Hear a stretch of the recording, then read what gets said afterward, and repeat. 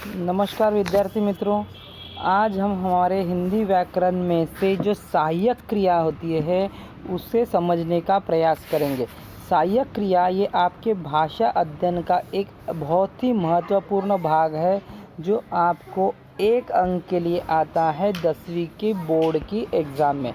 जिस वजह से भी आज हम इसकी जानकारी देखने वाले हैं और किस प्रकार से सहायक क्रिया पहचानी जाती है और उसके रूप लिखे जाते हैं उसके बारे में भी आज हम जानकारी लेते हैं। ठीक है, तो चले देखते हैं सहायक क्रिया यानी क्या होता है। तो सहायक क्रिया क्या आती है मित्रों?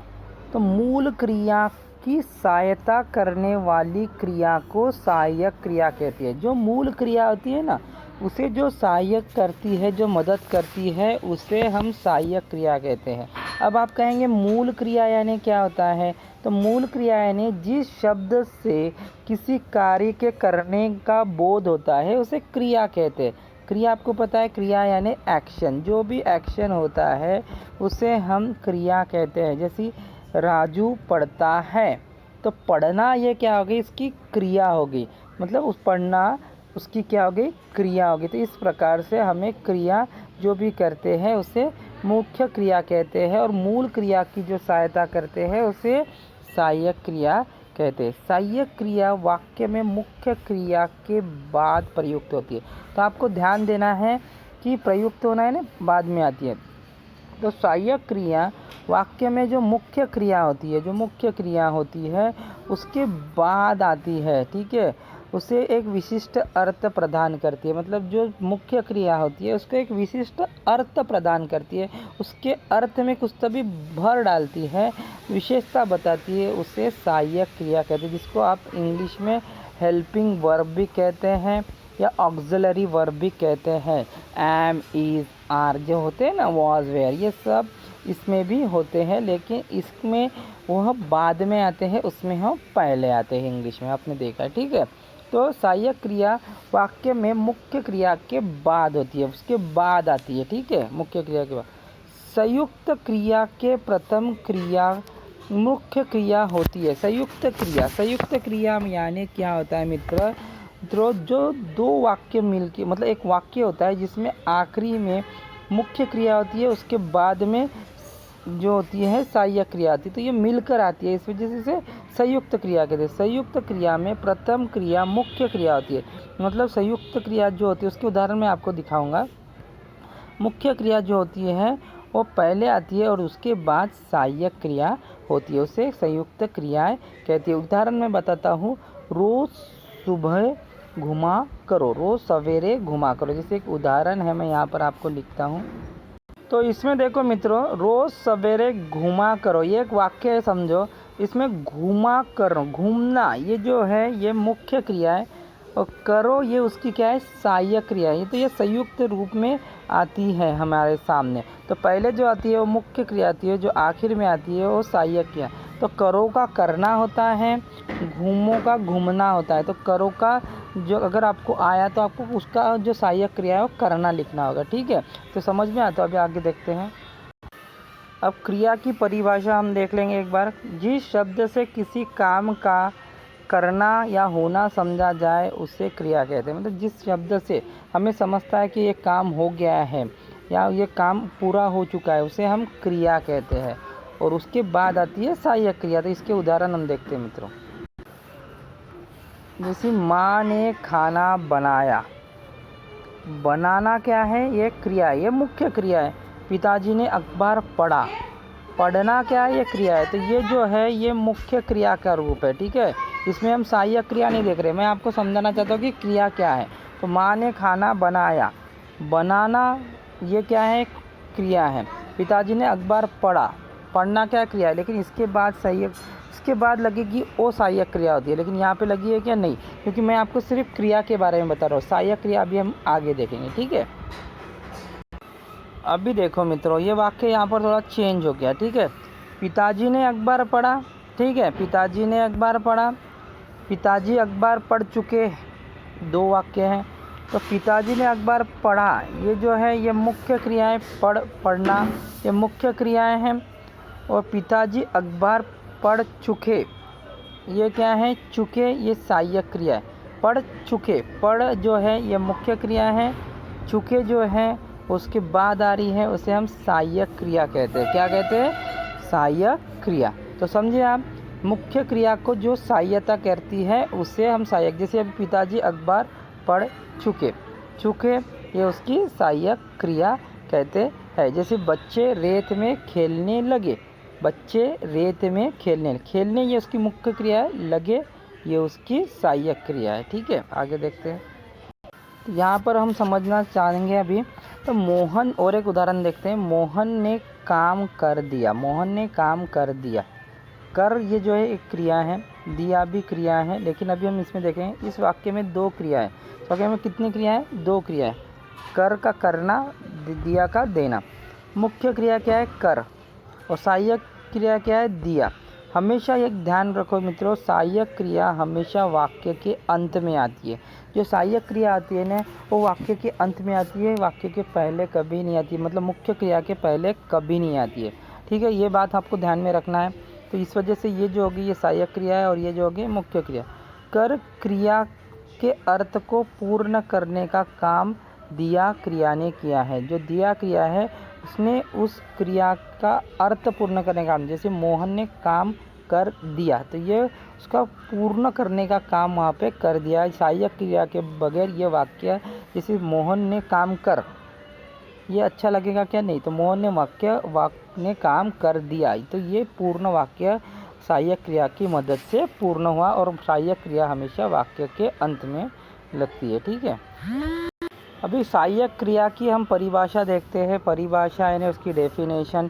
ठीक है, हम यहाँ पर देखने का प्रयास करते हैं। जो क्रिया वाक्य में मुख्य क्रिया के साथ आकर वाक्य को विशेष अर्थ प्राप्त कराती है, मतलब उसके साथ, मुख्य क्रिया के साथ आकर वाक्य में और ज़्यादा भर डालती है, और ज़्यादा विशेषता निर्माण करा देती है, उसे सहायक क्रिया करते हैं। मतलब कुछ एडिशनल इन्फॉर्मेशन जिसमें देती है, क्रिया में एडिशनल इन्फॉर्मेशन ऐड करती है, उसे सहायक क्रिया हम कहते हैं। ठीक है, अब ये समझना ज़रूरी है कि जैसे मैंने आपको इसके पहले बताया कि सहायक क्रिया हमेशा वाक्य के अंत में आती है। ये ध्यान में रखो आप, वाक्य के अंत में आती है। कब आती है? वाक्य के अंत में। जैसे रोज़ सवेरे घुमा करो, जैसे मैं इसके पूर्व भी ये उदाहरण लिया था, रोज़ सवेरे घुमा करो। घुमा ये जो है मुख्य क्रिया है, करो ये उसकी सहायक क्रिया। रोज़ सवेरे घुमा करो, तो अंत में आती है, करो का करना। ठीक है, लता गीत गाती रही, लता गीत गाती रही। गाना जो है, गीत गाती जो है, ये उसकी मुख्य क्रिया है। रही का रहना होगा, ये उसकी सहायक है। तो इस प्रकार से सहायक क्रिया हमेशा अंत में आती है वाक्य के। अब हम देखेंगे कि सहायक क्रिया बनती कैसी है, उसको पहचानना कैसी है, कि वो आपको एग्ज़ाम में आएगा। बच्चे रेत का घर बनाने लगे। अभी बच्चे रेत का घर बनाने लगे, बनाने भी क्रिया है, लगे भी क्रिया है, लेकिन आखिरी में जो आ रही है ना, वो सहायक क्रिया। ये आपके दिमाग में आपको रख लेना है, हमेशा जो आखिरी में आती है वही सहायक क्रिया होती है। आपको एग्ज़ाम में क्या आएगा कि सहायक क्रिया ढूंढो, उससे लिखो और उसका मूल रूप लिखो। ऐसी टेबल आएगा, उसका मूल रूप लिखना है।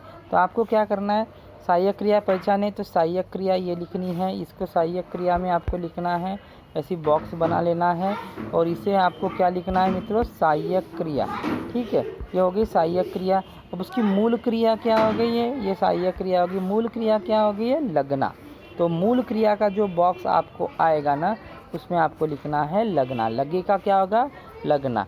ठीक है, तो इस प्रकार, जैसे लगे का लगना, पड़े जैसे चाहिए का चाहना, तो इस प्रकार से आपको उसको मूल रूप भी लिखना है। तो ये सहायक क्रिया आपने पहचानी वाक्य में से, तो उसकी जो मूल रूप है उसे भी आपको लिखना है। मूल रूप जो है, लगे का लगना, गया का जाना, इस प्रकार से आपको लिखना आना चाहिए। तो ये बस इतना ही करना है। हमेशा आपको क्या करना है, वाक्य के आखिरी में सहायक क्रिया होती है, ये ध्यान में रखना है, उसे अलग करके लिखना है पेपर में, और उसके साथ उसकी मूल क्रिया लगे का लगना, इस प्रकार से और उसे करना है पूरा।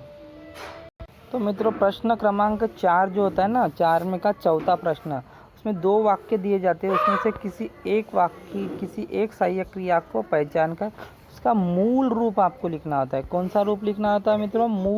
मूल यानी जो उसका जो बेस रूप है वो लिखना होता है, उसी के लिए 1 अंक होता है। तो 2 वाक्य दिए रहेंगे, दोनों में से एक लिखना है, लेकिन मेरी सलाह आपको यह है कि आप दोनों भी वाक्य लिखिए ताकि आपके मार्क कम होने के जो चांसेस है वो कम हो जाएंगे। तो हम देखते हैं किस प्रकार से उसे पहचान कर उसका मूल रूप हम लिखते हैं। जैसे उदाहरण है, रतन एक कहानी सुनाने लगा। तो सुनाने लगा, तो हमको अभी यहाँ पर मुख्य क्रिया पर ध्यान देना नहीं, हमको सिर्फ अभी सहायक क्रिया पर ध्यान है। तो लगा जो आखिरी वर्ड है, मैंने बोला था जो शब्द आता है वो ही सहायक क्रिया होती है। तो लगा लिखना है, ये आपकी सहायक क्रिया हो गई है और उसका मूल रूप हो गया है लगना। लगा सहायक रूप आपको छाट कर लिखनी है और उसका मूल रूप इस प्रकार से लगना। दूसरा वाक्य देखते हैं, श्रमिक दिन भर परिश्रम करता रहा। तो रहा ये उसकी सहायक क्रिया, आखिरी शब्द हमेशा ध्यान में रखना है, सहायक क्रिया पेपर के हिसाब से मैं बता रहा हूँ, आखिरी शब्द ही ध्यान में रखना है, वही सहायक क्रिया होती है। रहा लिखना है, ये हो गया आपकी सहायक क्रिया और उसका मूल रूप जो है रहा का रहना हो गया। ठीक है, रहा का रहना। तो इसके बाद देखते हैं, तुम 1 किलोमीटर पैदल ही चले जाओ। तो इसका जो आखिरी ये शब्द है, इसका जो सहायक क्रिया है जाओ, तो जाओ का जो मूल रूप हो गया है वो क्या हो गया है, जाना। तो इस प्रकार से आपको सहायक क्रिया पहले लिखनी है और उसके दूसरे बॉक्स में आपको मूल क्रिया लिखनी है उसकी, जाओ का जाना, रहा का रहना, लगा का लगना। तो इस प्रकार से सहायक क्रिया आपको पूर्ण करनी है मित्रों।